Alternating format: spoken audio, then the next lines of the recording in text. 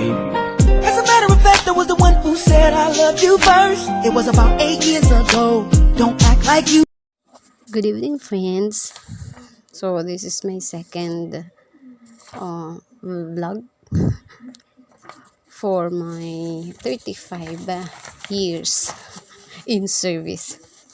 So the topic today is connecting one's self to the world. Now, in this topic, I will start with the self-concept, the definition. I decided to record the sounds without myself for a reason na medyo para mapahingan man yung mata nyo, para hindi nyo ako makita. So, self-concept generally is a term used to refer to how someone thinks about or evaluates or perceives themselves. It also projects the image that we have of ourselves. We are aware of ourselves if we do have or we understand self-concept. So it summarizes all the individual belief about himself, the experiences, people around,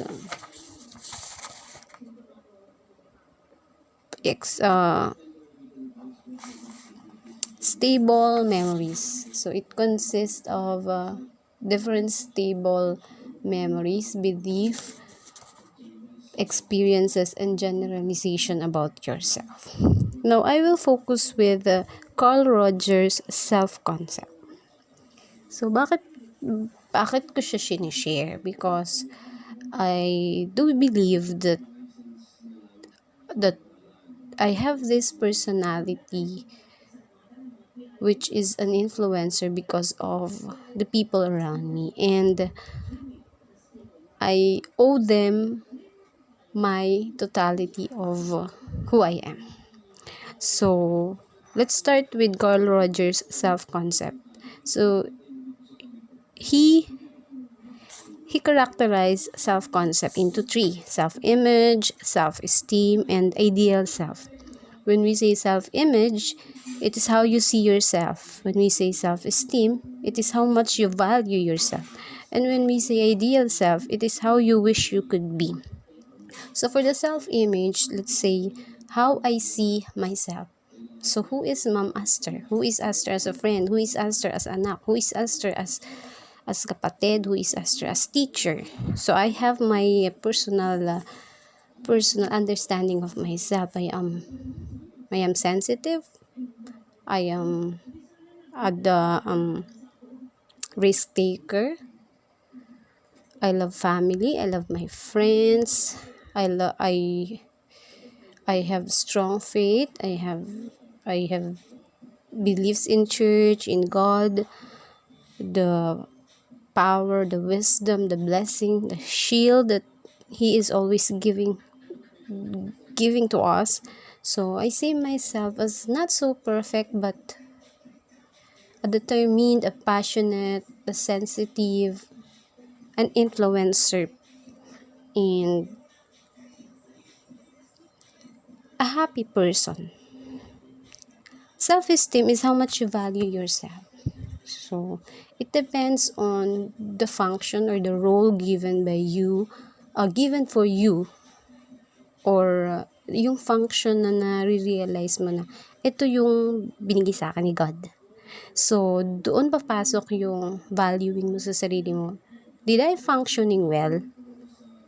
Bilang anak, nagagawin ko ba siya ng paraan? Na-maximize ko ba yung effort, yung love, yung concern ko bilang anak, bilang kapatid, bilang kaibigan, bilang teacher? And for some additional role na nakikita mo as you go along the journey.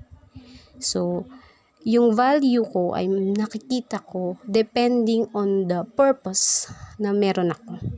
And dapat nagagawa ko siya with but how can you give an adjective for that? Nagagawa ko siya confidently, nagagawa ko siya with maximum effort, and nagagawa ko siya with successful output kung hindi man siya perfect. So, number 3, ideal self. How you wish you could be. So, dito papasok yung connection ko to the world. So, may ipi-play ako mamaya na mga slides on what are the attributes or characteristics that I imbibe to myself, that came from my friends, that came from my family, that came from my experiences. So, yun yung mga wishes, yun yung mga tinitingnan mo na sana ganun ka. So, you have your role model. Let's say, I am a business-minded because I do have friends who are business-minded like Janet. I am determined and passionate about my dreams because I have my best friend who is Christian. I love the reality of life. I love embracing sadness, joy, and success because I do have concerned person behind me like Ned, Kinder, like Ma'am Loris, like Isa, like Mafe. I love family because of my family. So they are my role models. So as a role model, I have to be like them. So imitation is not bad. You have to imitate. You have to look at them na may makukuha ka na pwede mong i-apply. Dapat ganun ako. Pero hindi mo siya magagaya instantly. Kailangan ka-join ka nila, kailangan you embrace their personality, kailangan yung individuality nila ay involve ka. So, since bahagi naman sila ng buhay mo, makukuha mo yun in time. So, yung positive, yun yung kukunin natin. So, dun mapo-form yung ideal self. No, meron namang binigay si Richard Crisp and Turner about individual self, relational self, and collective self. So, individual self, yung personality trait natin. Introvert ka ba or extrovert? Relational self, yun yung relationship mo with your siblings, with your friends, with your spouse, with significant others. Collective self, yun yung membership mo sa group.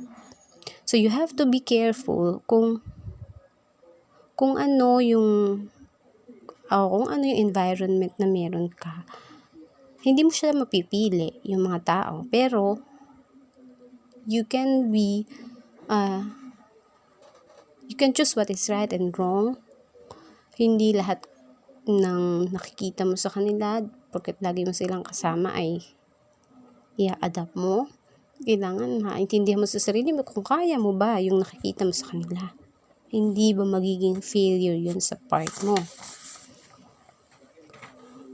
So, yun yung doon naman sa individual, relational, and collective self. Kasi pag nagsama-sama mo yun, mabubuo mo yung definition mo of your own self-concept. Now, how to connect or reconnect with yourself? You cannot give full connection with others or socialization without connecting with yourself. Una, see what you see. So, basically, ang sense na gagamitin natin, physical eye. It shows us one reality, which is kung ano lang yung nakikita natin. But the mind's eye shows us a reality that can be quite interesting. So, dalawa, physical eye or mind's eye. Pag physical eye lang yung ginamit natin, maganda, pangit, malungkot, masaya. But, if we use the mind's eye, pwede pa nating bigyan ng dahilan. Bakit nangyari? Or, bakit ko na-experience na mahirapan? Bakit sila hindi naman nahirapan nung nag-aaral sila? Physical eye, kulang kami sa financial. Mind's eye, yun yung destiny ko. Yun yung dapat na nakalagyan ko kasi ako yung may kakayanang malampasan yun. So, example lang yun. See what you see. Using physical and mind's eye. Feel what you feel. So, as a habit, our body obeys our mind. not the other way around. We have to develop full body awareness to be able to connect with ourselves. So if you hear negative self-talk, listen to it calmly. This self-talk points us to the next stage, which is the listening. So kung nararamdaman mo sa sarili mo, parang duda ako, parang hindi ko siya kaya. You are into a situation na, bakit ito yung nangyayari? Bakit parang hindi na ako nakaalis dito? Bakit ang nega-nega ng paligid ko, ng mga kasama ko, hindi ko natutupad lahat ng mga target ko? And then, kausapin mo yung sarili mo. Read books, analyze yourself, meditate, go to church, pray a lot. And then, pag mas naintindihan mo na, tapos ka na makapag-usap sa sarili mo, next stage na tayo, listening. Hear what you hear. So, listen to your I and myself. Yung I mo, again, hear what you hear. I and myself. The I speaks inside your mind. Yung myself, the person who listen. Pero ikaw lang yun, ha? The I speaks inside your mind. Myself is the person who listens. So when we are connected, our instincts also become stronger. Kailangan nagtutugma yung I and myself. So yung sarili, mayroon kang part ng sarili mong nagsasabi sa'yo.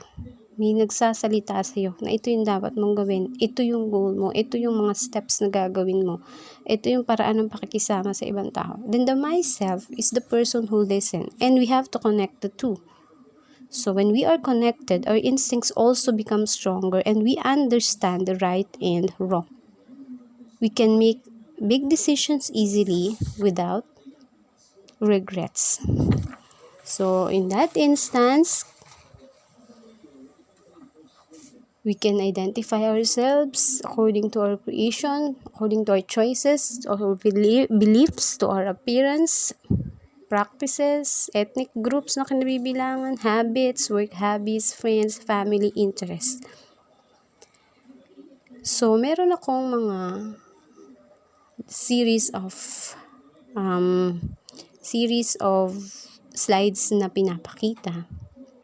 So, yun yung magsasabi o yun yung pwedeng magsabi ng understanding ko. Bakit sino-sino yung mga taong involved para maging ganito yung aking understanding, para maging ganito yung aking pagtanggap sa mga bagay-bagay, para maging successful ako, para hindi ako matakot dun sa failure. Sino yung mga kasabay kong tumapak sa hagdan? Ano yung mga binigay nila sa akin? Ano yung mga bahagi nila sa akin? So, I thank you all for giving me the best of myself. So, lahat naman ng pinapasahan ko ng video are those VIPs. Sabi ko nga lagi, you are all VIPs. Huwag kayo maumay sa akin, ha. So, that's for my second day. Set 2 of 35. So, I still have remaining 33. So, yung mag-enjoy pa or yung makikinig pa, maraming salamat. Yung hindi na masyado, okay lang po. Basta, at I will share a bit of my readings, reflection, pero hindi naman laging self. Tatalo na ako sa ibang konsepto. Kasi tapos na tayo dun sa self. Iba naman sa number 3. So, hindi ko pa alam, mag-isip pa ako. So, for tonight, that's all. Thank you. I love you. Happy birthday to me. Excuse. Growing up, I was a fool. And I can't lie, I'm missing you. Listen and don't trip. Think I need a bottle with a genie in it. Here's my wish list. I will create a heart changing. I'll take yours and fill it up. But I don't need a lot of wishes, 'cause I'll be okay if I get one. If I had one wish, we'd be best friends. Love will never end, it would just begin. If I had one wish, you would be my boo.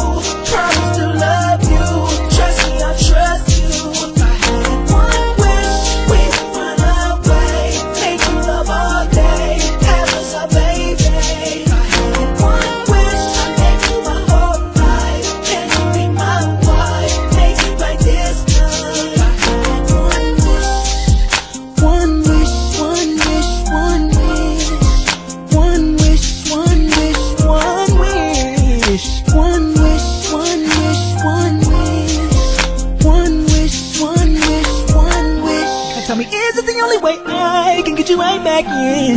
If so, then searching I'll go. Then I can have you for sure. Then you'll be loving me, holding me, kissing me. So girl, don't tell me what I'm feeling is make-believe. I swear if I lose a second chance with you, I wouldn't know what to do. I'll probably check myself into some kind of clinic. I couldn't be alone because without you I'm sick. Here's my wish list. I'm